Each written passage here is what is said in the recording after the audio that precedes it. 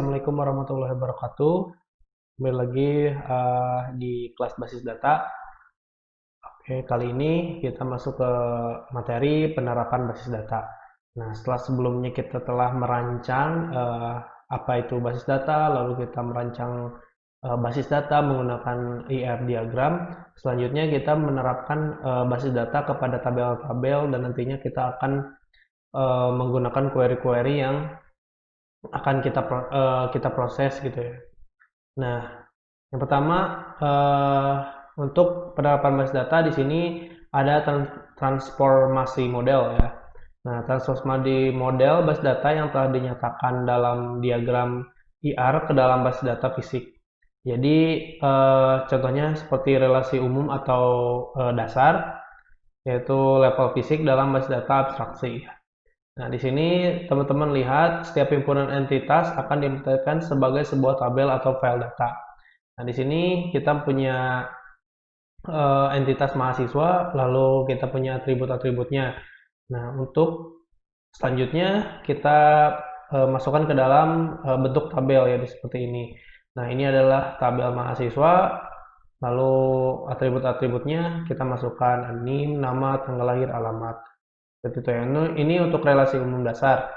Nah, selanjutnya ada transformasi basis data lagi, yaitu gimana kalau misalnya relasi dengan one to one atau satu ke satu ya, yang dihubungkan dua buah himpunan entitas jurusan dan dosen dan jurusan. Nah, himpunan tersebut akan dipresentasikan dalam salah satu tabel sebagai wakil dalam kedua himpunan tersebut. Nah, di sini ada atribut eh, ada entitas dosen, ada entitas jurusan. Nah, di sini juga ada relasi ya. Relasinya itu eh, memimpin dan juga mempunyai atribut ya di sini. Nah, di sini dosen punya atributnya sendiri, jurusan punya atributnya sendiri. Lah, memimpin di sini dimasukkan yaitu NIDN dan kode jurusan di sini. Nah, di sini kita lihat bahwa dosen kita convert ke dalam tabel menjadi seperti ini. Ya, ada atribut NDN, nama dosen, alamat, dan recordnya gitu. Dan selanjutnya bagai jurusan ya. Nah, jurusan ini yaitu kode jurusan dan nama jurusannya. Nah, kenapa di sini ada NIDN? Yaitu kita bisa tambahkan relasi ini ke dalam tabel manapun ya. Kalau misalnya teman-teman mau nambahin uh, ke dosen boleh, kalau misalnya teman-teman mau nambahin ke jurusan boleh ya. Itu tergantung teman-teman dan studi kasusnya gimana gitu. Nah, untuk NIDN, kenapa kita nggak masukkan di sini kode jurusan ya? Di sini kan memimpin ini ada NIDN, ada kode jurusan. Nah, kenapa nggak kita masukin di sininya kode jurusan? Kenapa NIDN? Dan kenapa kode jurusannya nggak masukin ke sini? Nah, kita bisa pilih salah satu ya. Jadi, kalau misalnya kita masukin ke tabel jurusan, ya kita masukinnya yang NIDN. Karena kode jurusan sudah diwakili di sini. Ya, jadi sudah ada kode jurusannya, jadi kita nggak perlu masukin lagi em, kode jurusannya. Jadi cukup aja NIDN karena sudah mewakili dari relasi pemimpin ini gitu. Nah, sebaliknya kalau misalnya teman-teman mau masukin ke alamat dosen, ya berarti yang dimasukkannya adalah kode jurusan gitu ya. Nantinya di sini ada kode jurusan. Tapi karena kita berdasarkan studi kasusnya itu memimpin, ya kita masukkan ke jurusan ya, lebih lebih baik gitu ya. Kalau misalnya kita masukkannya ke dalam tabel jurusan. Nah, itu teman-teman ya. Kalau misalnya one to one, nah selanjutnya di sini kalau misalnya relasinya one to many, yaitu menghubungkan dua buah himpunan entitas juga. Nah, atribut key-nya pada entitas pertama akan menjadi tambahan pada himpunan entitas kedua. Artinya seperti apa? Jadi uh, atribut key dari himpunan entitas pertama ya, misalnya NIDN akan menjadi tambahan entitas di himpunan entitas yang kedua, yaitu kuliah di sini. Nah, kita lihat di sini ya, dosen ini kita convert jadi tabelnya seperti ini.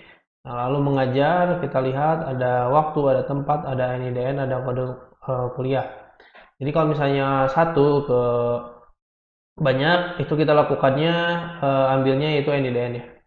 Jadi nggak apa namanya, kode jurusan gitu nggak dimasukin. Jadi atau kode kuliah gitu ya. Nah, kita masukkannya ke sini. Kalau misalnya kebanyak ya. Nah, teman-teman bisa lihat di sini untuk kuliahnya itu ada semester, SKS, kode kuliah, nama kuliah. Nah, kode nama kuliah, semester, SKS kita masukkan dulu. Lalu di mengajarnya, ini si kode kuliah ini karena udah ada ya. Kalau udah ada kita nggak masukin lagi dan kita pakai NIDN. NIDN, tempat, waktu gitu ya. Oke. Nah, selanjutnya ketika kita penerapan ke relasi dengan derajat apa namanya banyak-banyak yang menghubungkan dua buah himpunan entitas ya. Ini salahnya banyak ke banyak. Jadi mahasiswa mempelajari kuliah di sini.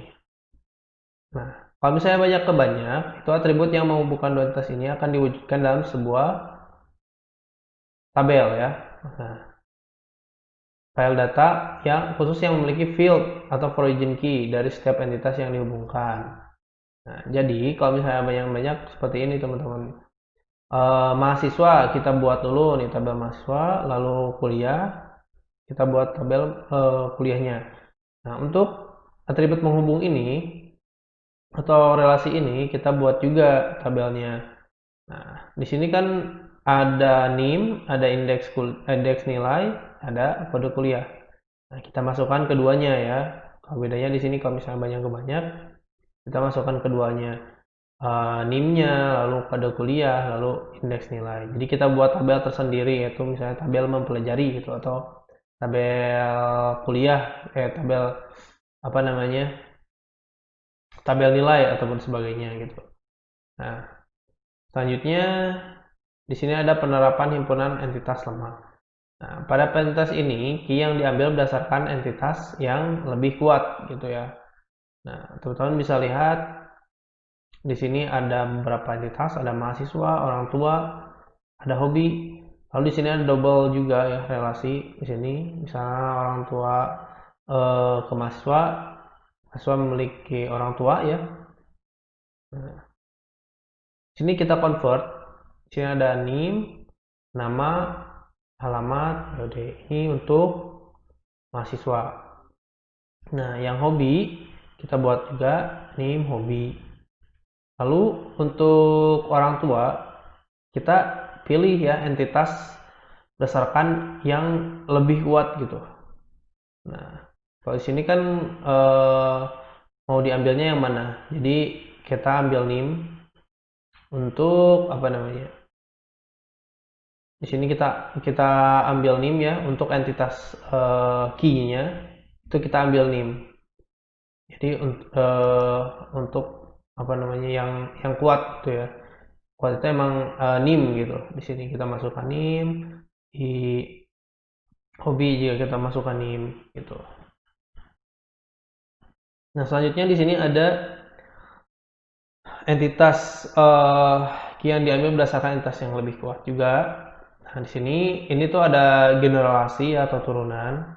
Jadi ada cabang lah gitu ya. Setelah ini. Nah, di sini ada dosen lalu mempunyai cabang yaitu apakah dosen tetap, apakah dosen tidak tetap ya. Nah, di dosen tetap juga memiliki atribut sendiri, lalu di dosen tidak tetap memiliki atributnya sendiri juga. Nah, kalau misalnya ada dua seperti ini, teman-teman, kalau misalnya memakai PRD, pakai percabangan seperti ini atau generasi ya. Tuh. Nah, contoh lain dari ini kita misalnya ada jurusan gitu. Nah, misalnya eh, di sini jurusan. Nah, generasinya apa? Misalnya jurusan teknik informatika ataupun sistem informasi misalnya seperti itu. Nah, selanjutnya kita convert lagi. Di sini ada untuk convert dosen. Lalu di sini ada convert juga dosen tetap ya. Oke, dosen tetap. Nah, di sini juga ada convert dosen tidak tetapnya. Cuma ada 2. Nah, untuk memakai key-nya itu kita ambil aja dari NIDN. Nah, NIDN-nya kita ambil ya, berdasarkan entitas yang lebih kuat gitu. Oke. Selanjutnya, kita di sini ada penerapan relasi tunggal. Nah, penerapan relasi tunggal atau linear relation atau ke himpunan entitas yang sama tergantung dari derajat relasinya. Ini sama aja ya. Jadi di sini ada tabel dosen. Nah, di sini ada tabel dosen, terus mendampingi. Nah, kalau misalnya mendampingi itu one to, ya, kalau misalnya ke sini satu ke banyak ya. Jadi kode dosen, nama dosen, alamat dosen, lalu di sini ambil aja kode dosennya, pendamping ditambahin. Ini juga sama. Kalau banyak ke banyak, apa tadi? Kalau banyak ke banyak itu ditambahin ya. Ditambahin kode kuliah dan nama persyaratan. Jadi ada tabel persyaratan kuliah. Jadi bedanya seperti itu. Kalau misalnya ada banyak ke ada satu ke banyak, kita cukup tambahin aja di ujungnya, tambahin di tabel dosennya. Nah, kalau misalnya ada banyak ke banyak, kita tambahin tabel persyaratan kuliahnya. Nanti ya teman-teman. Nah, di sini ada kuliah, ada persyaratan. Jadi dibikin 2 gitu. Ini dibikin. Bedanya seperti itu. Selanjutnya ada penerapan relasi multi entitas. Nah, pada penerapan relasi multi entitas atau NRI relation yang menghubungkan lebih dari 2 entitas, ini dapat diterapkan sebuah tabel yang terpisah, tetapi jika bisa dipastikan nilai dependensinya adalah n ke 1, maka bisa diterapkan hanya pada satu tabel aja ya. Nah, kalau bisa n ke 1 gitu ya. Nah, bisa dicek di sini misalnya kuliah, terus ada pengajaran atau dosen. Ya. Oke, nah jadi di sini n ke 1 maka bisa diterapkan hanya pada satu tabel aja gitu ya. Nah, jadi di sini ada kuliah, ada dosen, ada ruang. Jadi penerapan relasi multi entitasnya diharapkan banyak ke 1 gitu, biar bisa dipakai dalam satu tabel aja. Jadi nggak harus bikin tabel yang baru gitu ya. Nah, selanjutnya kita lihat di sini ya kuliah, lalu pengajaran dosen ya. Jadi di sini ada beberapa mata kuliah yang diajarkan oleh satu dosen, bisa juga beberapa mata kuliah yang diajarkan oleh satu atau dua dosen lebih gitu ya. Nah, di sini juga bisa pengajarnya ada ruang juga gitu. Jadi ini multi entitas ya. Jadi untuk tabelnya seperti ini. Kode kuliah, nama kuliah, SKS, semester. Nah, lalu bisa dilihat di sini kode dosen, kode ruangan, waktu. Ini dari pengajaran ya. Kode ruangan, waktu.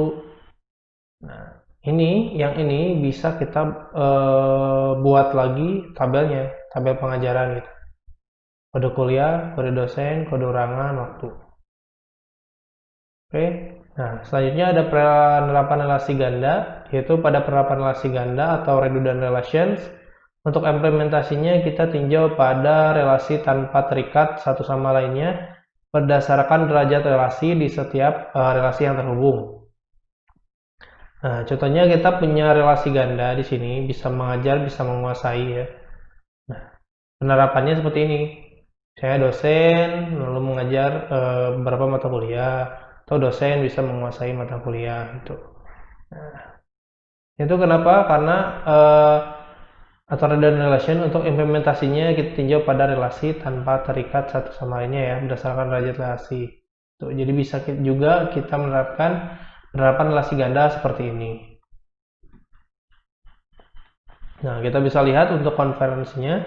Lalu yang pertama kita buat tabel dosen, nah, kode dosen, nama dosen, alamat. Kita bisa lihat ini. Ini 1 ke N, ini N ke N.